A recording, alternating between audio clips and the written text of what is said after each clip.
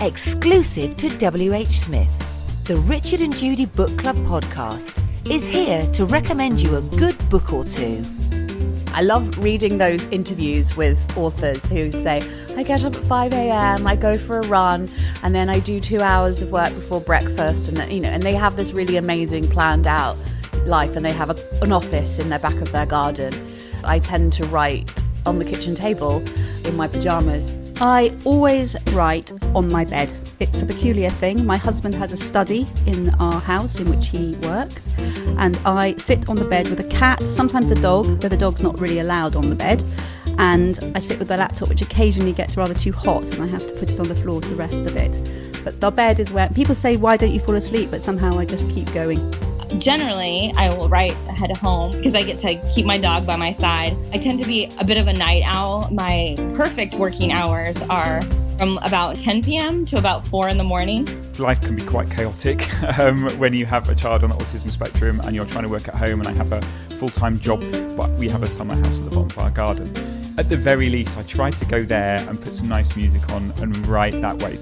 As long as there's a mug of tea and silence, I'm fine. Sometimes the sound of my own breathing puts me off, which is quite a nuisance. I do like to write in the morning though. It's a habit from when I was at medical school because it's the only time I had. So I get up at 3 o'clock in the morning and I walk my dog through the fields, and then I come back and I reread what I wrote the night before. I write at home, mostly in an armchair in my kitchen. I don't write at a desk. And occasionally I go to my local library and I write there because they have very nice, comfortable armchairs as well. And the only reason I go to the library is because the piano is in the kitchen, and my husband likes to play the piano sometimes. So for that reason, I am packed off to the library to write there. I tend to write in my shed at the end of my garden, which is a kind of sacred space. But in terms of routine, I'm pretty undisciplined. I may work 2 hours a day, or I may work 8, or I may just do it in word count. What do you think makes a good, or it could be just interesting, but a good villain? I think it's really important that whoever's writing the bad guy, the bad girl, the villain, gives them some possibilities of redemption. Even a psychopath ought to have something about them that makes them just a tiny bit likeable, if not lovable, like perhaps they're kind to animals. I don't know. But I think that an out villain is not believable, because human beings aren't like that. Even, as I say, the worst psychopaths, many of them have a degree of superficial charm at the very least. So I think you should be careful, if you're writing a villain, not to make them blacker than black. Well, that's interesting, because the villain in this particular story, Baby Doll by Hollie Overton, is more than black. He is irredeemably evil, while presenting a hugely civilised face to the rest of the community. But he cooked a good breakfast. Hi, my name is Hollie Overton, and I'm the author of Baby Doll. Hollie Overton, who wrote this book, actually had a gangster for a father. Well, it was her adoptive father. And he served time in jail, and he died in the end. But, interestingly, Hollie was eternally grateful to her mother for choosing her and her twin sister, because, and this is about twin sisters, because they were both adopted at about 6 days old or something. Yes, within the first week, yeah. Yeah, and that's why she wrote, this book is about a pair of twins, because Hollie says that she can only really think properly when she's thinking with her twin's head too.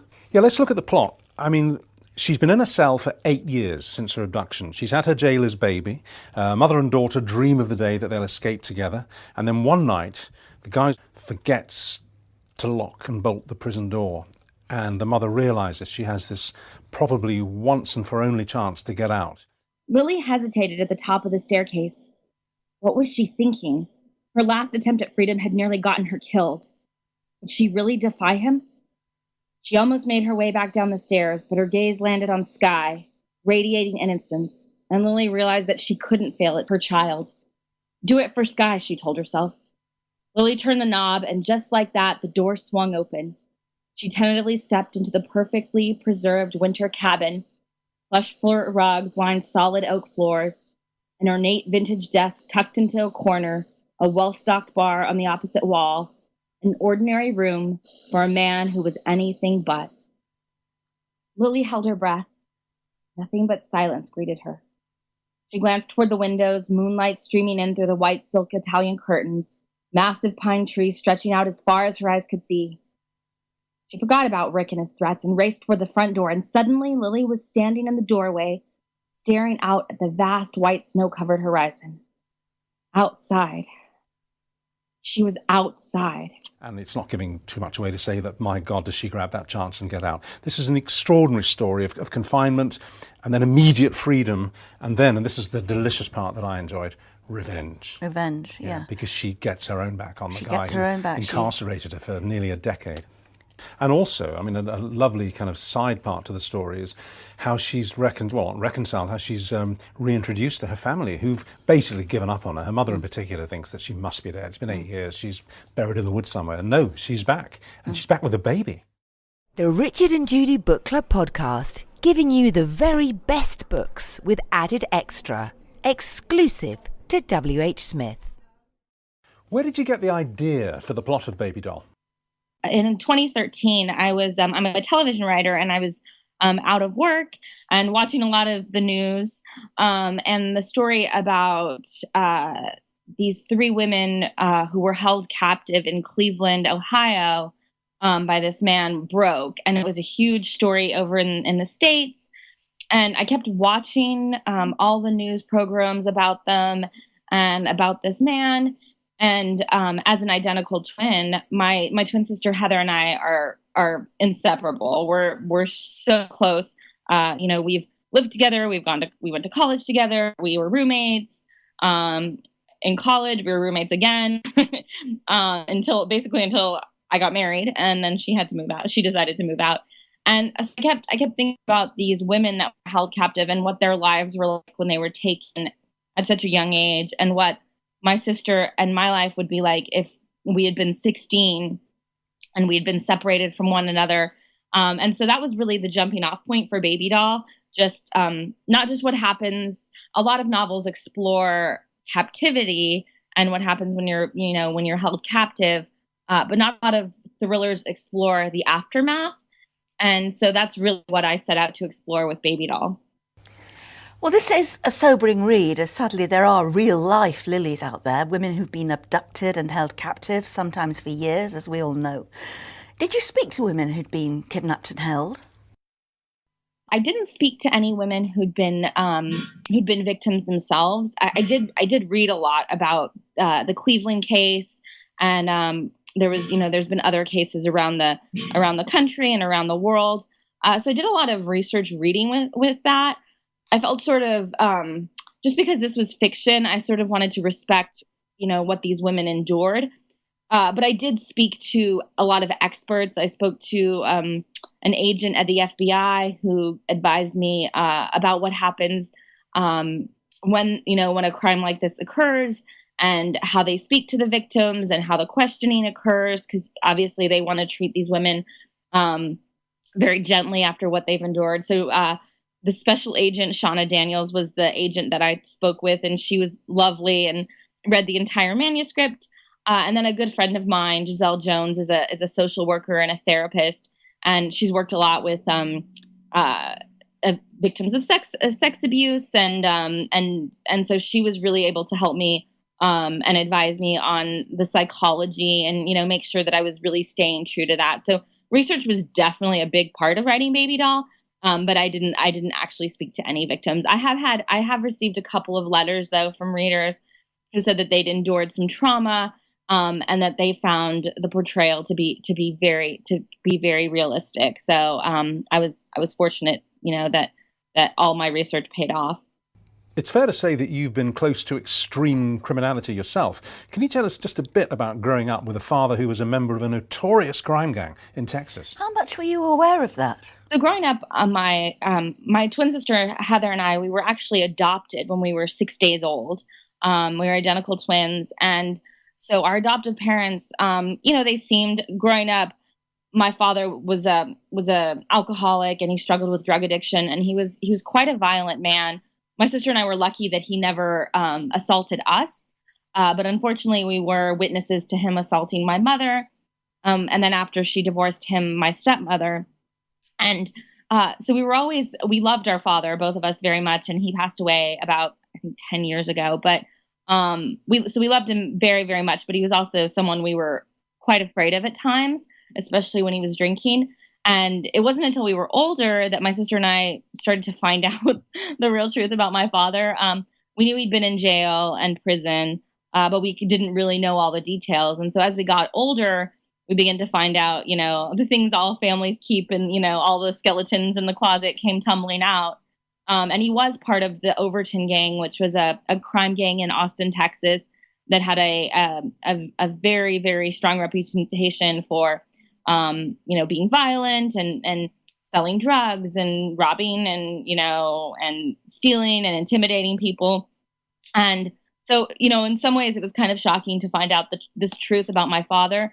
And in other ways, it was almost comforting to know that there was like a reason behind so much of what he'd done. And I think he had a very difficult life, and, not justifying that, but I think it sort of informed who he was as a person, and kind of, couldn't escape his demons. And so I think a lot of what I experienced and a lot of what I, learned and studied and parts of him are actually parts of Baby Doll, and the main character, Rick Hansen, sort of this handsome, charming man who, everybody sees as one way, but can kind of turn, on a dime. And so, I don't think I would choose for my own child, when I have one, to grow up in a world like that. But I definitely think it's made me a more interesting writer. How much of your background is in this novel? I think when I started writing Baby Doll, I said to myself, and I've been, I've written for television as well, and I've always written, there's a little element of the personal. But I think when I finished Baby Doll and I realized, and I read it, how much, even not even really just thinking about it, just, some of the themes, being a single mother and having to raise a child, dealing with, a violent personality, but even in just the relationships that are there. My favorite story that I always tell is that my twin sister, Heather, she works in TV development, and she gives notes, and she reads every chapter of everything I write. And so throughout the process of Baby Doll, I'd finish a chapter and I'd send it to her, and she'd tell me this is good and this isn't so good. And but when she had read, however many drafts it took to finish Baby Doll, and at the end, when it had finally, been accepted to be published, she was like, she read the final version and she couldn't believe it. She was like, "Oh my goodness, I can't believe it. I'm Abby." And she realized she was one of the characters. And I really do think she's my favorite. Abby's my favorite character in the book. And I think because there's so much of my sister, I always say she's my sister times 1,000, because she is so intense. And she is, in some ways harsh. But I think that's because of everything she's been through. And so, yeah, I keep thinking I'm going to run out of material to write, since I keep incorporating so much of my own life into it. But it does make it feel, even though it is a fictional thriller, when I read it, it makes it feel more personal, because there are little nuggets of real life interspersed throughout. Well, there are some tough talking points in the book. You haven't shied away from them. There's an unwanted pregnancy. Abortion's a hot topic in the States. You could have left it out. Why did you want to include it? It's interesting, especially discussing topics like, abortion and women's issues. And I think, in novel, I feel like in novels these days, we have a little bit more flexibility to discuss issues that sometimes are uncomfortable for people. And as the political, scene in the United States, obviously, I think this is going to be an even more important issue to discuss. And it's interesting because I did a book club with a high school group, and that was one of the questions they asked, and I was so surprised. But I did feel, what I thought was interesting is that here's this girl Lily, who's been through so many terrible, terrible things, that we know about in the book, and then things that you as the reader, can, fill in the blanks. And yet she suddenly becomes the villain in her own story because of this decision she might make. And I think that's a very true thing that happens to women. One minute you're a hero, and the next you're sort of demonized for a choice. And so for me, I could have taken it out of the novel, but I love just those moments where we really get to challenge the way women are viewed in fiction and in real life. You write very interestingly about the human spirit and how it refuses to be crushed.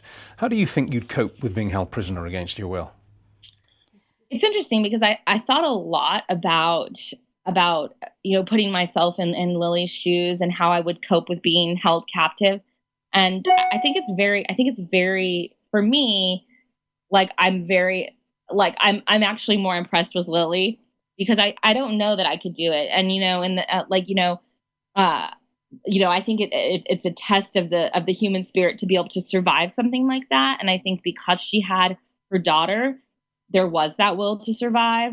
But I don't know. I mean, I think I'm fortunate that I've never been in that situation, but I think if you knew you had something to go back for, or you knew you had something worth fighting for, then you do whatever you could to survive. And I think not just Lily, but even the real life survivors are proof of that. Writing or reading? Reading. Fact or fiction? Fiction. Keyboard or pen? Keyboard. Writing in silence or with background noise? The television. Hard copy or e-reader? Hard copy. Keep books or pass them on? Keep books. Who reads your first draft first? My sister. What's your favourite genre? Thrillers. What's your favourite book? The Winter of Our Discontent. Best thing about being a writer? Connecting with others. Come back to meet Joanna Cannon on the next episode of the Richard and Judy Book Club. I think working in psychiatry, I meet a lot of people who are goats. A lot of people who don't quite fit in, that kind of live on the periphery and nobody really takes any notice of them until something goes wrong, which is very sad. And they've all got their own narrative. They didn't begin at the periphery of society. They got there for a reason. Our next two little heroines literally go looking for God when their neighbour goes missing in Joanna Cannon's debut work. And it's quite a debut. The Trouble with Goats and Sheep is a gripping whodunit, and you can find out a lot more about it next time. We have plenty more exclusive content still to come with WHSmith on the Book Club podcast with Richard and Judy.